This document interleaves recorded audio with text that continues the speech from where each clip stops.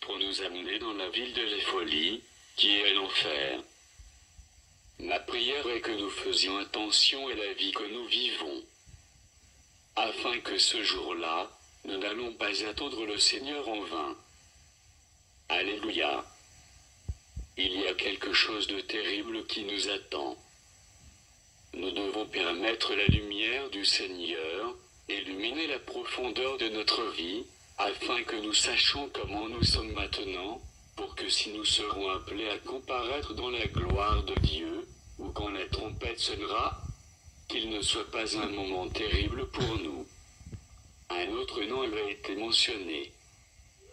C'était aussi une femme. Sa vie passée était apparue sur l'écran, et le sang de Jésus avait lavé sa vie passée. Sa nouvelle vie, la glorieuse vie en Christ Jésus, était apparue sur l'écran. Au fait, c'était agréable. La femme servait bien le Seigneur, mais elle menait une double vie. Qu'est-ce que je veux dire par là? Lorsque cette femme venait à l'église, elle était différente, si elle était à la maison, ou à tout autre endroit. Quand elle venait à l'église, elle souriait très bien. Elle allait vers les frères et les sœurs dans l'église. Elle vivait très bien avec eux, mais quand elle rentrait à la maison, elle ne souriait jamais à personne, elle était contraire. Elle avait de visage coléreux et froncé. Elle ne souriait pas, et personne ne pouvait même pas aller vers elle. Ces choses avaient taché sa robe de sorte que, lorsque ces choses étaient apparues sur l'écran, tout d'un coup, cette voix puissante s'était fait entendue encore. « Éloigne-toi de moi, toi, ouvrière d'iniquité. » Puis, un vent violent s'était soufflé, pour amener cette femme dans le feu de l'enfer. Ce fut la fin de cette femme, parce qu'elle avait une double vie, c'est pourquoi cette voix puissante s'était fait entendue encore. « Éloigne-toi de moi, toi, ouvrière d'iniquité. » Puis, un vent violent s'était soufflé, pour amener cette femme dans le feu de l'enfer. Ce fut la fin de cette femme, parce qu'elle avait une double vie, c'est pourquoi cette femme ne pouvait pas aller au ciel. Quelle est votre vie? Et quelle est ma vie? Quelle est notre image en tant que chrétiens? Quelle vie reflétons-nous si nous sommes seuls quelque part, et nous pensons que personne ne nous connaît? Sachez-le bien. Nous allons tous nous comparaître devant le trône de Dieu un jour, pour donner compte à tous ce que nous avons fait sur la terre. Que Dieu Tout-Puissant ait pitié de nous tous. Alléluia, Amen. Hébreux 4 verset 13 nous dit, « Nulle créature n'est cachée devant lui. » Après que cette femme avait été jetée dans le feu de l'enfer, j'avais commencé à trembler tellement que, l'ange qui était à mes côtés, m'avait pris par mes épaules pour me calmer, et m'avait dit que je ne devrais pas avoir peur. Je craignais, parce que je ne savais pas ce qui allait m'arriver. Alors la voix qui appelait les noms, appela encore un autre nom. Cette fois-ci, c'était un homme. Il était venu, et sa vie passée avait été montrée sur l'écran. Le sang de Jésus était venu effacer tout son passé, quand il avait accepté Jésus, comme son Sauveur et Seigneur. La nouvelle vie avait apparu sur l'écran. Au fait, il était très gentil, il servait bien le Seigneur. Mais une partie de sa vie avait été montrée sur l'écran, que cet homme, à un certain moment de sa vie, ne démontrait pas de l'amour pour sa femme, mais il pensait à une petite amie du passé. Voilà ce qu'il faisait au lieu de penser à sa femme. il ne la montrait non plus de l'amour. Il vivait avec elle comme on vivait avec comme toute autre personne, non pas comme sa femme. Lorsque cette partie était apparue sur l'écran, cette voix puissante s'était fait entendue de nouveau, sur cet homme en disant « Éloigne-toi de moi, toi, ouvrier d'iniquité ». Puis, l'homme avait été emporté par ce vent fort, pour être jeté dans le feu de l'enfer. Cela m'avait fait beaucoup plus peur, parce que je ne savais pas ce qui allait m'arriver, et j'étais vraiment dans une situation déplorable des frissons, et je ne savais pas quoi faire. Que Dieu a pitié de nous. Un autre nom avait été appelé, et cette fois-ci encore, c'était un homme. Il était venu, et sa vie passée était affichée sur l'écran. Le sang de Jésus avait lavé tout son passé, lorsqu'il avait accepté dans sa vie, Jésus, comme son sauveur et Seigneur personnel. Il avait également très bien servi le Seigneur, jusqu'à ce qu'une partie de sa vie avait affiché sur l'écran. C'était quand il était à l'église, au moment de culte. Cet homme somnolait. Un frère était allé vers lui et lui avait dit « Frère, s'il te plaît, réveille-toi ». Ce frère qui somnolait s'était énervé contre le frère qui le réveillait afin de participer au culte. Comme il s'était énervé de celui qui l'avait réveillé, il lui répondit « Je ne dormais pas », ce qui était un mensonge, car il dormait. Cela signifiait à ce moment qu'il avait commis un double péché. Le premier était, il était énervé contre le frère qui l'avait réveillé. Le deuxième était, il avait menti qu'il ne dormait pas. Mes frères, je dois vous dire que, quand je vis la situation de cet homme, j'étais devenu tellement terrifié. Pourquoi? Parce que j'avais été dans cette situation auparavant. Je témoigne que j'étais aussi couché ou endormi en présence de Dieu dans l'église. Donc, je craignais, parce que si toutes ces mauvaises choses allaient arriver à cet homme, alors cela signifie que je rencontrerais la même chose. Tandis que je pensais à cela, cette voix forte était encore arrivée en disant « Éloigne-toi de moi, toi, ouvrier d'iniquité ». Et puis, l'homme avait été emporté par ce vent fort, pour être jeté dans le feu de l'enfer.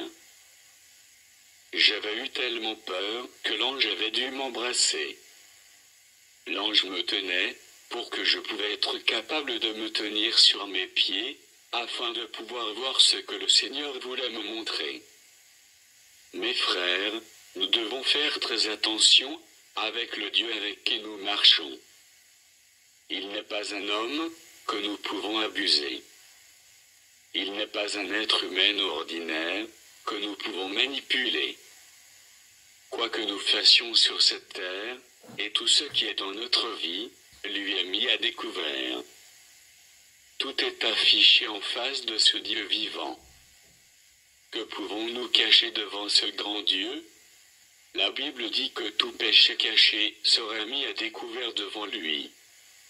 Je prie pour que Dieu nous aide, afin de réviser notre vie, pour vivre dans la justice, tant que nous sommes maintenant en vie, pour que cette situation terrible ne nous arrive pas. Après toutes ces années que nous avions servi le Seigneur, pensant que nous l'avions servi fidèlement, les péchés de cette nature, les péchés que nous pensions qu'ils n'étaient rien devant Dieu, nous entraînent dans le feu de l'enfer. Que le Seigneur intervienne pour nous, dans le nom de Jésus, Amen. Mes frères, je veux que nous prenions ces révélations au sérieux, parce que, quand nous allons penser sérieusement, nous comprendrons que ces témoignages nous feront tous comprendre que personne ne pouvait se comparaître devant une personne d'autorité, ou une personne qui occupe une position élevée en tant que ministre, roi ou président, et somnolé en sa présence. Personne ne fera cela. Mais pourquoi faisons-nous ces choses avec le Seigneur Jésus, qui est venu verser son sang pour nous, et son sang intercède toujours en notre faveur, pour le salut de notre âme. Nous allons à sa présence tout en somnolant. Si un frère ou une sœur s'approchait de nous, pour nous réveiller de notre sommeil, nous devons remercier cette personne, plutôt que d'être énervés contre lui, ou de quereller avec cette personne. Nous devons faire très attention, afin que ces choses ne nous empêchent pas de rentrer dans le royaume des cieux. Que le Seigneur soit loué, Alléluia. Le moment d'un autre homme était arrivé.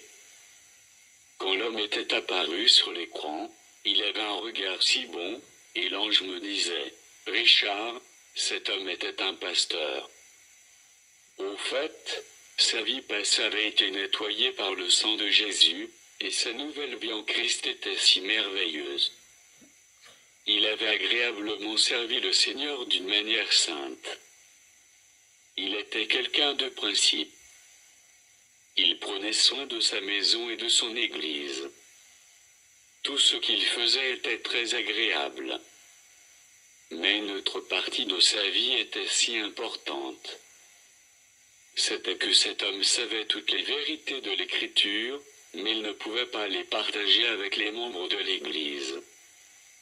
La raison était qu'il craignait perdre les membres de l'Église, en rapport des dîmes et des offrandes qui pourront être diminuées.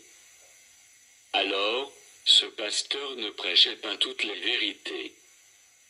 Puis, une autre chose aussi, il avait aussi peur des autorités. S'il prêchait la vérité de la Bible, il serait condamné.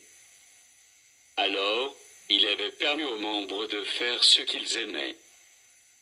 Ils pouvaient porter toutes sortes de tenues, ils habillaient n'importe comment, ils vivaient n'importe comment.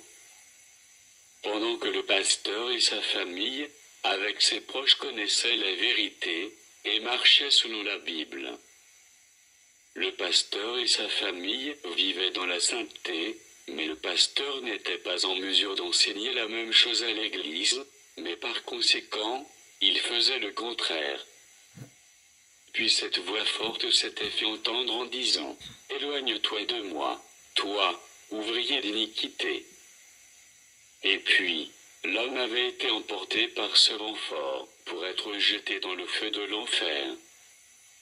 Mes frères, j'ai eu pitié de cette personne, parce qu'il avait tout fait en vain. Je commençais à trembler de nouveau, jusqu'à ce que l'ange avait tenu ma main, pour m'aider de continuer à regarder ce que le Seigneur voulait que je voie. L'ange avait tenu ma main et m'avait emmené plus près de l'écran. C'était encore le tour d'une autre femme. Quand cette femme avait été appelée, sa vie passée était affichée sur l'écran, et elle avait été nettoyée par le sang de Jésus, le jour où elle accepta Jésus comme son Seigneur et Sauveur personnel. Une nouvelle vie avait commencé tout à fait. Sa vie était si belle, elle menait une très belle vie chrétienne, mais l'autre aspect de cette femme était qu'elle était quelqu'une de l'amertume. Elle n'était même pas capable de pardonner si quelqu'un avait marché sur ses orteils. Elle gardera de l'amertume contre cette personne, et aussi de la rancune contre cette personne. Comme je l'avais dit avant, devant Dieu la lumière et l'obscurité sont pareilles. Pour Dieu, rien ne peut être caché devant sa face, par conséquent, le Seigneur avait montré sa vie de l'amertume.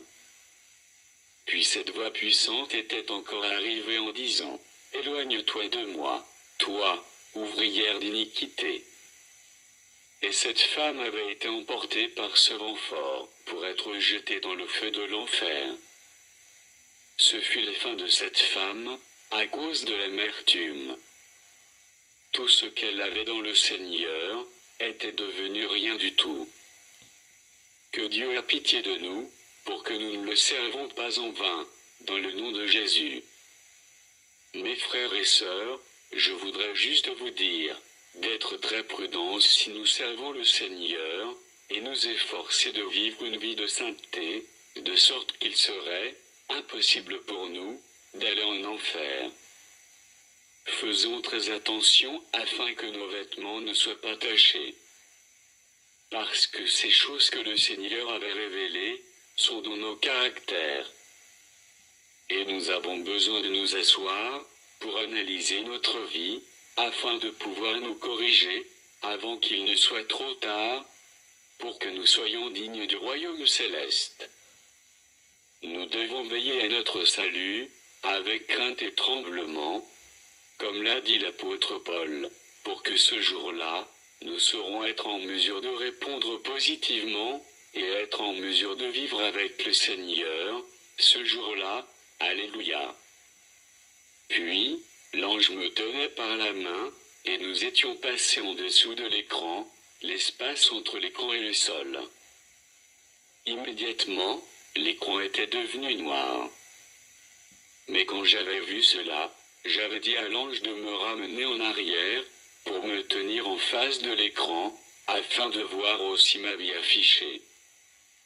Mais l'ange m'avait répondu, « Non, Richard, je ne veux pas, c'est pour cette raison que je t'avais amené ici.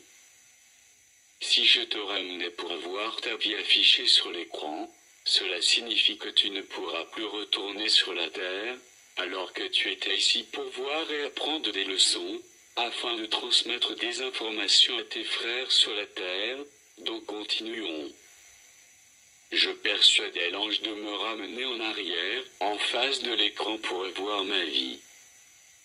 Mais l'ange me disait, « Richard, je ne pouvais pas faire cela. Quand je ferai cela, tu ne pourras plus revenir en arrière. » Moi, ne sachant pas que tous ceux dont leur mode de vie était apparu sur l'écran, étaient jugés là-bas, et jetés dans le feu de l'enfer, ils étaient tous morts. Alors, il m'avait dit que je ne pouvais pas revenir en arrière, parce que si j'allais en face de l'écran, je ne pouvais plus retourner sur la terre. Mes frères, je voudrais juste vous avertir que, tous ces frères ont fidèlement servi le Seigneur. Ils pensaient qu'ils adoraient très bien le Seigneur, ne sachant pas que ce qu'ils avaient appelé rien, comme péché, ils n'avaient pas d'importance à ces péchés. Quant à eux, ces péchés étaient rien. C'était un petit péché, ne sachant pas que Dieu était contre ces choses. À ce jour-là, ces choses, qui étaient sans importance, étaient contre eux, et ils étaient tous retrouvés dans le feu éternel. Je prie pour que nous ne serons pas dans cette situation. Je prie pour que nous ne resterons pas dans cette position un jour, mais que nous allons faire nos devoirs de chrétiens, tant que nous vivons. Car nous avons encore l'opportunité de nous repentir afin d'être sauvés. Amen. Lorsque l'ange me tenait par la main, après avoir fait 1, 2, 3 pas seulement, nous étions apparus devant la porte du ciel. C'était une surprise pour moi. Car ne sachant pas que où nous nous trouvions, devant le grand écran, était très près de la porte le ciel, mais je ne savais pas. Et puis après, en 3 étapes de pas, nous étions apparus devant la porte du ciel. Mes vêtements célestes étaient venus sur moi, et la porte s'était ouverte pour nous, et nous étions entrés. Au fait, mon corps était changé, mes ongles étaient comme un verre de glace, et tout le reste de mon corps aussi. Mais je n'étais pas heureux, à cause de ce que ces gens avaient purgé comme peine, après avoir servi le Seigneur. Ils avaient tous porté des vêtements blancs, mais étaient tous jetés dans le feu de l'enfer. Je n'étais pas du tout heureux. Alors, quand nous marchions sur la rue en or, je n'étais pas heureux jusqu'à ce que l'ange m'avait emmené à notre Seigneur et Sauveur Jésus-Christ, mon propre ami. Et quand j'étais allé vers lui, je vis mon ami pleurer. Pourquoi? À cause du choix qu'il avait fait pour le peuple. Il était mort à cause d'eux, mais le peuple ne pouvait pas mener la vie de sainteté et de justice, afin de pouvoir entrer dans la ville sainte qu'il avait préparée pour eux. Alors Jésus versa les larmes. Mes frères, c'était une situation terrible. Mes frères, quand je vis le Seigneur pleurer, je lui disais, Seigneur, s'il vous plaît, mon ami Jésus, permette à l'ange de me ramener en face de l'écran, afin de savoir ma position. Mais le Seigneur m'avait répondu, non, Richard, ce n'est pas ça. Fais attention, fais attention, fais attention, 3 fois avait répété le Seigneur. Que rien du mal ne t'arrive, qu'aucune chose de diable ne soit pas sur toi. C'est pourquoi je t'avais plusieurs fois amené ici dans mon royaume, sinon je ne t'accepterais pas, et je t'aurais jeté dans le feu de l'enfer. Mes frères et sœurs, cela m'avait donné beaucoup de peine. J'étais devenu tellement inquiet que je ne savais plus quoi faire. Parce que si le Seigneur me disait à moi qui avais visité le ciel à plusieurs reprises, que si je ne faisais pas attention, je serais jeté dans le feu de l'enfer, cela signifie que cette déclaration est sérieuse. Nous devons être très prudents. Que Dieu ait pitié de nous tous. Le Seigneur m'avait dit que je devrais retourner sur la terre, et ensuite dire aux gens, qui mènent une vie d'abomination, qu'ils ne pourront pas rentrer dans son royaume. Que n'importe quel mode de vie qui est contraire à la parole de Dieu, comme l'a déclaré dans l'Apocalypse 21, versets 8 à 27. Que toutes choses abominables n'entreront pas dans son royaume. Alors, comme nous sommes vivants encore sur la terre maintenant, nous devons nous corriger, pour nous mettre sur le droit chemin avec le Seigneur, et voir comment nous allons évoluer, de sorte que ce jour-là nous ne serions pas jetés dans le feu de l'enfer. Parce que le Seigneur ne nous tolérera pas le péché. Par conséquent, nous devons à nos vies, et faire très attention à la doctrine de la justice. Nous savons que vivre une vie sainte n'est pas facile. Vivre une vie juste est à la fois aussi très difficile, mais nous avons besoin de persévérer. Nous avons besoin de nous appuyer sur l'exemple d'apôtre Paul, dans la Bible en Hébreux 12 verset 14. Que faites tous vos efforts, pour être en paix avec tout le monde, et pour mener une vie de plus en plus sainte, sans laquelle il ne verra le Seigneur. Par conséquent, nous devons persévérer dans la justification, dans la sainteté, dans la fidélité et dans de toutes les autres vertus pour notre salut, de sorte que ce jour-là, nous n'allons pas espérer le Seigneur en vain. Je prie en vous lançant à tous un défi, à propos de ce que le Seigneur Dieu avait déclaré dans Apocalypse 21, verset 27 qui dit, « Rien d'impur ne pourra y pénétrer. Nul homme qui se livre à des pratiques abominables et au mensonge n'y entrera. Seuls y auront accès ceux qui sont inscrits dans le livre de vie de l'agneau. Mes frères, seules les personnes impures entreront dans le royaume des cieux, a dit le Seigneur. Je prie pour que le Seigneur nous aide, afin que nous pourrons fuir le péché. Par là nous allons demander la grâce de Dieu pour nous aider à être sauvés. Beaucoup de gens disent que nous ne pouvons pas vivre la vie parfaite, alors que la Bible nous déclare dans Matthieu 5 verset 48, que votre Père céleste est parfait, soyez donc parfaits comme lui. Jésus, lui-même qui connaît comment nous sommes, avait dit, soyez donc parfaits, comme votre Père céleste est parfait. Cela signifie que l'homme peut être parfait avec l'aide de Jésus, pas avec notre propre force, non par notre propre puissance, mais avec l'aide de Jésus, nous serons en mesure de mener la vie du ciel, pour que ce jour-là, nous irons tous avec lui dans le royaume des cieux. Que Dieu nous aide dans le nom de Jésus. Amen. Corps vivant et nous ne sommes pas morts, Cela signifie que le Seigneur nous aime. Dans la possibilité de se repentir, pour avoir la chance d'entrer dans le royaume des cieux. Ne s'amusons pas avec notre salut, le Seigneur vous aime, le Seigneur m'aime aussi. Efforçons-nous pour notre salut. Changeons-nous pour le mieux, afin que ce jour-là, nous serons en mesure de voir notre Créateur. Que Dieu nous bénisse tous, et que le Seigneur nous aide à tenir dans la sainteté et dans la justice. Amen.